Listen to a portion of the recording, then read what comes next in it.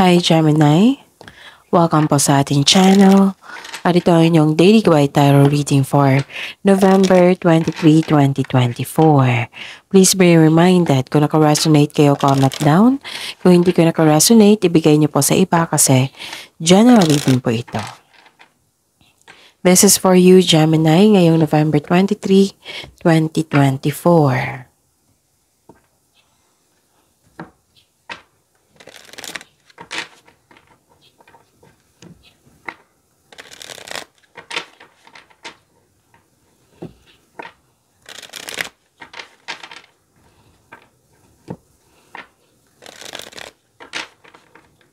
Para po ito sa inyo, Gemini, ngayong November 23, 2024.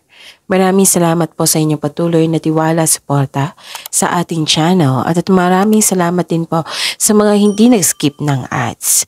Gamitin ang reading na ito bilang gabay lamang sa mga hindi pa nag-subscribe. Subscribe na po kayo at click bell notification para malaman nyo na may bago tayong video. Para sa mga gustong magpa-reading po, may lumabas dyan sa screen nyo ngayon. Panoorin nyo po at sundin ang instruction. Calling the attention sa mga suki ko dito na Gemini. Open na po ang inyong monthly Gabay Tarot reading for November 2024. May 6 months from now reading tayo at love life reading po. So message me Gemini for schedule. Maraming salamat po. Spirit's Guide, mga ganap pa para kay Gemini ngayong November 23, 2024. I need 3 cards po.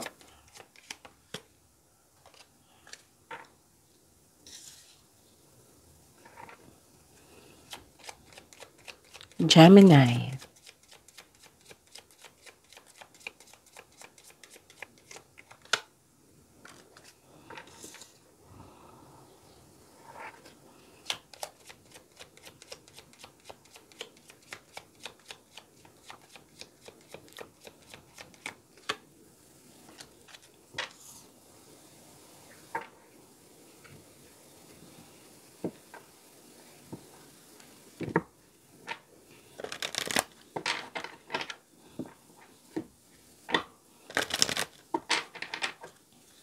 Spirit's Guide, mga mensahe pa para kay Gemini ngayong November 23, 2024.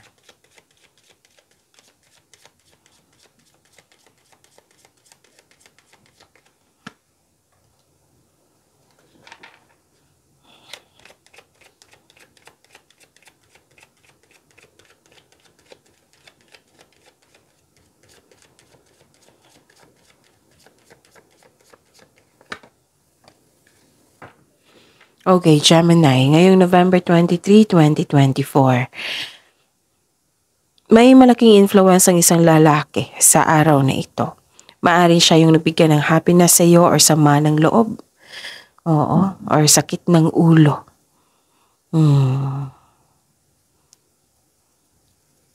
Pwedeng na-disappoint ka sa kanya. Kasi nakita ko dito na nasaktan kayo, galit kayo, nagkaroon ng argument. Nakikita ko rin dito na nagkaroon ng desisyon, pwedeng regarding ito sa passion mo. At nagkaroon po ng solusyon sa inyong problema. May solusyon sa inyong problema, sagot sa inyong mga katanungan. Kung gagawa kayo ng passcode ngayon, password, isulat nyo sa journal nyo or mini notebook para matandaan nyo kung pwede. Okay?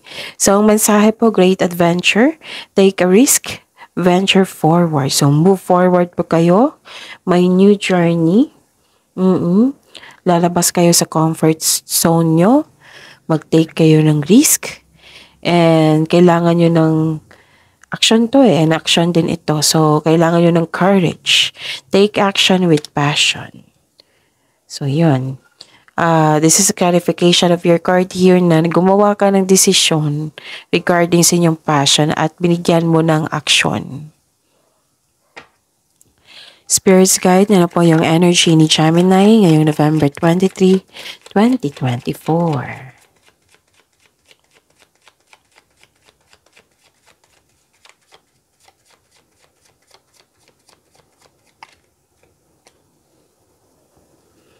Okay. The the clarification of this card po.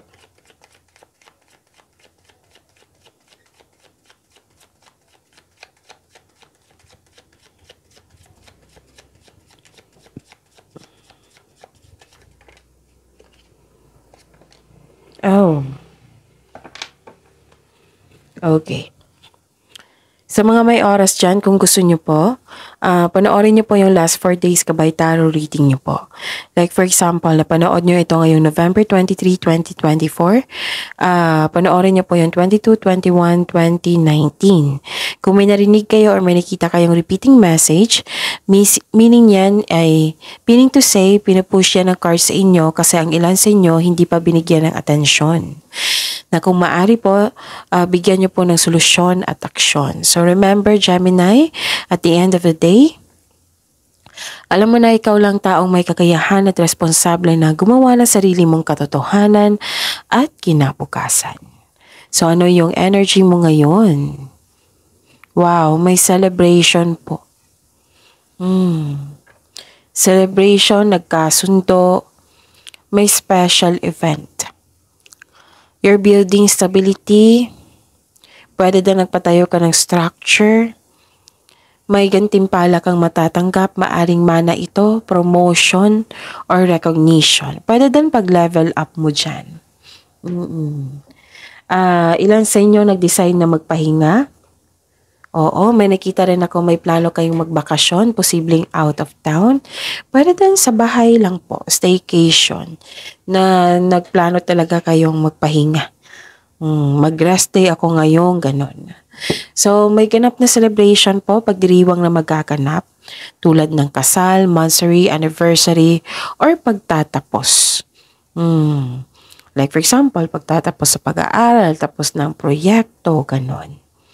Nakita ko yung happiness mo dito, Gemini. So, congratulations. Some of you nagsaselebrate talaga ng yung pagtatapos, pag-level up. May nakita rin ako dito sa dalawang cards nyo na ang couple dito may balak na magsama sa isang bubong. Pwede din sa mag-asawa na mag-build kayo ng structure. Kasi may nakita akong structure eh. So, ini-enjoy mo yung moment ngayon. So, yun.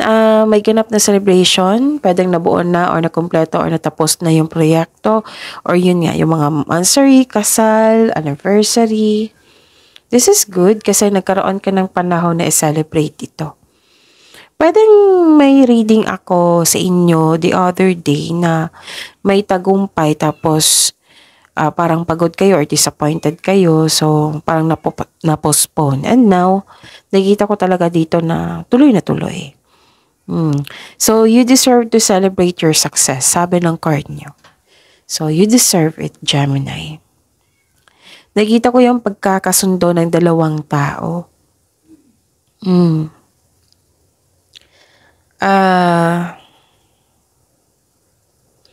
Nakita ko dito yung may kakapasok lang ng relasyon na nagkaroon ng pagkakasundo sa isang tao, alignment. You are very inspired ngayon. You are very inspired ngayon, na motivate po kayo, Gemini. This is love. This is love, beauty, full of action. Ito, action to sa oracle nyo. Full of action, na nagkaroon ng pagkakasundo yung isa kayo sa isang tao, nagkaroon ng commitment, nagkaroon ng choices, nagkaroon ng pagkakaisa. Okay. Pwedeng may namuong romance sa workplace mo or yung partner mo ay katrabaho mo. Pwede din may makipag-teammate sa iyo, business partner sa iyo. Some of you gusto nyo ang career nyo. Gusto nyo ang career nyo ngayon dahil nagbibigay ito ng financial stability sa iyong buhay. At nagagawa mo yung passion mo at the same time. Attraction at romansa ay nagpahiwatig po. May parating na pag-ibig or maniligaw. This is also means choosing relationship with mutual respect and healthy communication, it will lead you to the highest expression of love you seek. Oo. Tapos, so celebrate the love in your life. So, dalawang card na nagsabi dito ha, na may nag-celebrate. Okay? So, ang ganda. Ang ganda ng cards niya so far. Spirit's Guide, Career and Money po ni Gemini ngayong November 23, 2024.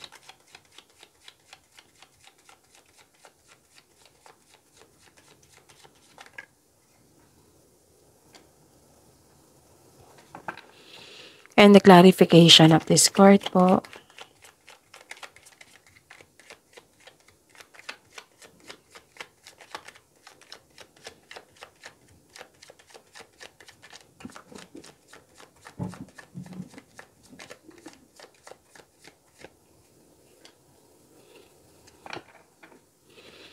Okay, sa career and money niyo po.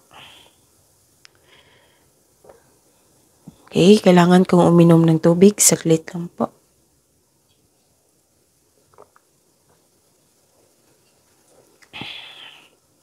Okay.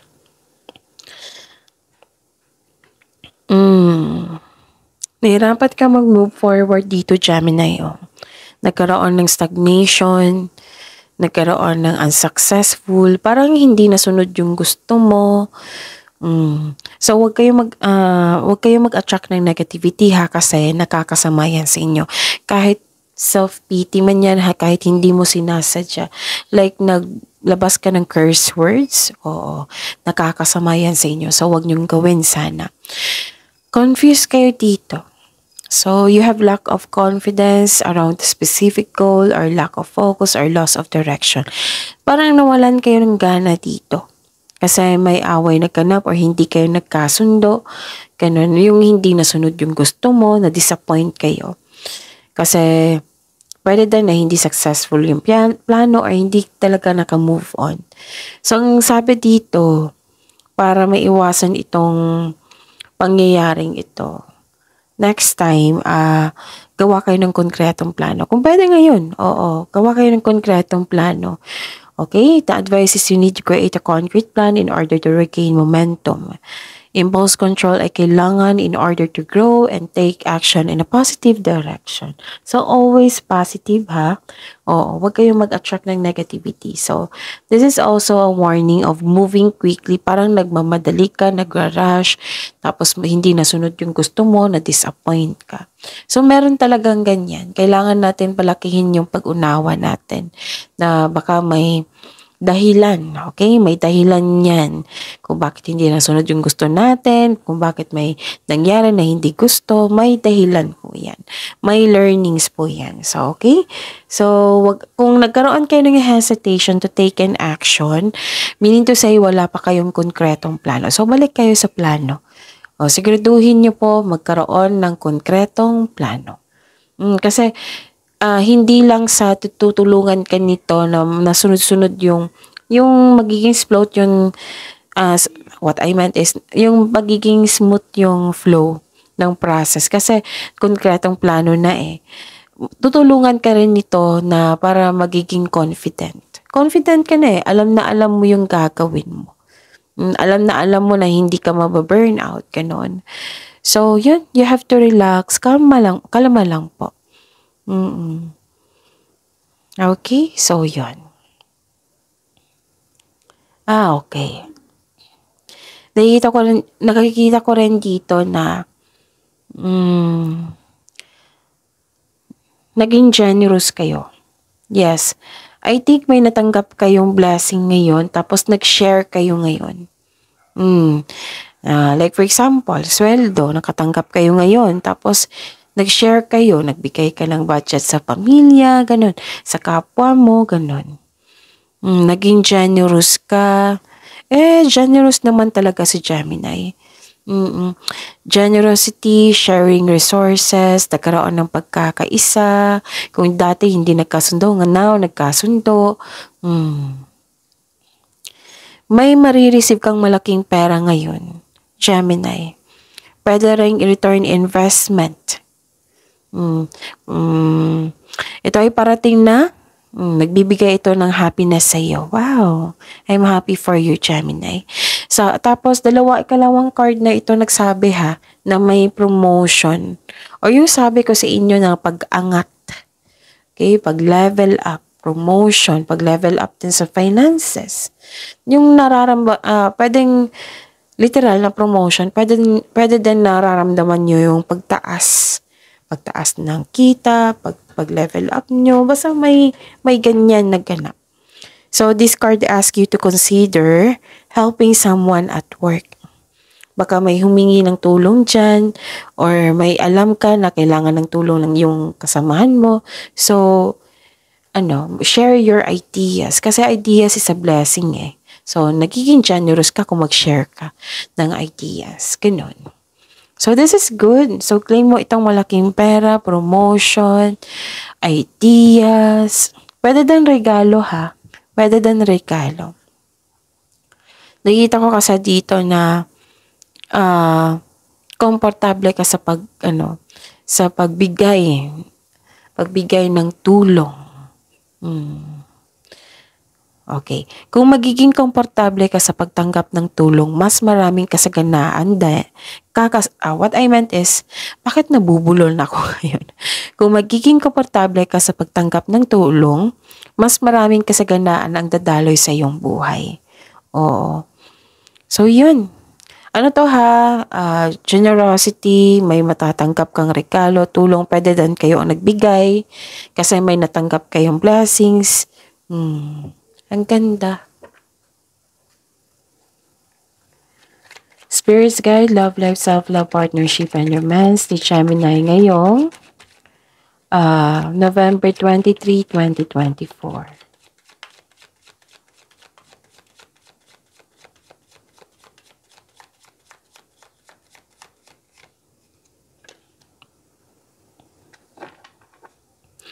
And the clarification of this card po.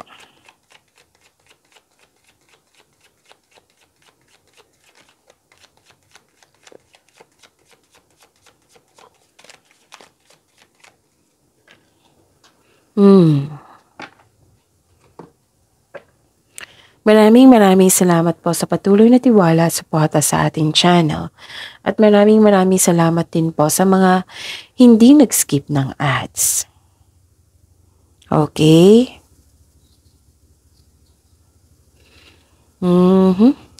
Nakikita ko dito,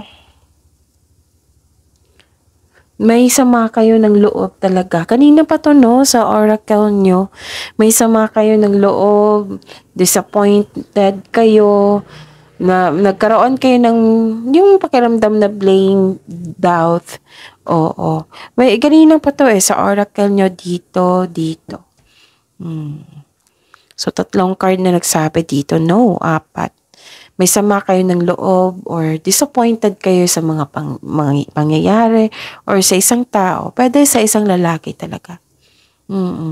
Nagkaroon kayo ng doubt, ganon. Pwede din na pwedeng nagsisisi din, oo. So, na-stuck ka sa past mo, ang ilan sa inyo. Yung hindi matanggap yung mga nangyari na pagbabago. Nagkaroon ng delays sa mga plano mo in terms of future plan. Feeling mo na trap ka, tapos unable to progress without really understanding why. So, ang sabi ng card dito, you have to move forward. So, before mag-move forward, you have to accept it. Itanggapin mo mga nangyari. Tapos move forward kayo. Kasi hindi na yan mababago yung nakaraan yung nangyari na. Kailangan mo lang itong tanggapin na nangyari na ito sa'yo. So, lahat naman ng pagsubok po ay may naiiwang aral sa ating buhay. Alam ko na, hirap kang, what I meant is, yung tanggapin tong, magkakaroon ng acceptance. Pero kaya mo yan, Gemini. Isipin mo yung for development mo, isipin mo para sa present mo, para sa future. So you have to live to your present para sa future. Kasi yung past is nangyari na hindi na siya existing. Kunin mo lang yung learning journey mo sa nakaraan. Yan, magagamit mo yan. Okay? Tapos,